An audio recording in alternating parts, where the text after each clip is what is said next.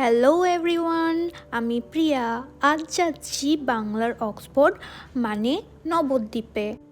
নবদ্বীপে আমাদের কিছু কাজ ছিল। যাওয়ার পথে পড়েছিল রেলগেট, আর রেলগেটের পাশেই বিক্রি করছিল আখের রস, তাই 2 গ্লাস আখের রস নিয়ে নিলাম। রাজা রুদ্ররায়ের রাজত্বকালে হাজার হাজার ছাত্র ও শত শত অধ্যাপকের একটি প্রধান কেন্দ্রস্থল ছিল এই নবদ্বীপ। এই ঐতিহাসিক গুরুত্বের কারণেই নবদ্বীপ অক্সফোর্ড অফ বেঙ্গল নামে খ্যাতি লাভ করে। যেতে যেতে দেখলাম গণপতি বাপ্পা ফিরে যাচ্ছেন নিজের বাড়ি, আবার অপেক্ষা পুরো 1 বছরের। আমরা যে কাজে নবদ্বীপ এসেছিলাম সেই কাজ শেষ হতে হতে দুপুর গড়িয়ে বিকেল হয়ে গেছিল। আমাদের লাঞ্চ তখনও হয়নি, তাই চলে এলাম এই ক্যাফেটাতে। এই ক্যাফেতে আমরা আগেও অনেকবার এসেছি। এই ক্যাফের বিশেষত্ব হলো এই ক্যাফেতে পিওর ভেজ খাবার পাওয়া যায়। এখানে কোনো পেঁয়াজ রসুনেরও ইউজ হয় না।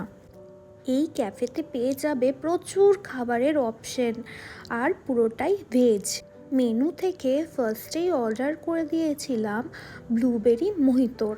এই যে চলে এসেছে আমাদের ব্লুবেরি মোহিতো, বেশ ভালো ছিল। এরপর অর্ডার করেছিলাম নার্গিসি কোফতা কারি আর bro house special fried rice. খাবারগুলোর টেস্ট ছিল অসাধারণ। এই ক্যাফেতে না এলে জানতেই পারতাম না যে নিরামিষ খাবারও এত সুন্দর হয়। এই ক্যাফেটার লোকেশন হলো মণিপুর রাজবাড়ির পুরো সামনেই। মণিপুর রাজবাড়িটা সামনে থাকায় আমরা দুজন ডিসাইড করলাম একটু রাজবাড়িটা ঘুরে দেখার। এই জন্য রাজবাড়ির ভেতরে চলে গেলাম সিংহদ্বার দিয়ে। রাজবাড়ির ভেতরে আমি প্রথম গেলাম, চারিদিকটা ভীষণ সুন্দর ছিল। চারিদিক ঘুরতে ঘুরতে দেখলাম পাশেই আছে একটা বড় মতো পুকুর। কি শান্ত পুকুরের জলটা, দারুণ লাগছিল দেখতে। আর দেখলাম কিছু ফুলের গাছও, কি সুন্দর দেখো বাঁধানো পুকুরটা, কতই না শান্তি। এই দেখো ফুল গাছগুলো কত সুন্দর লাগছে না দেখতে। চারিদিক দেখতে দেখতে লক্ষ্য করলাম এখানে দর্শনার্থীদের সুবিধার জন্য লেখা আছে নবদ্বীপ পরিক্রমা।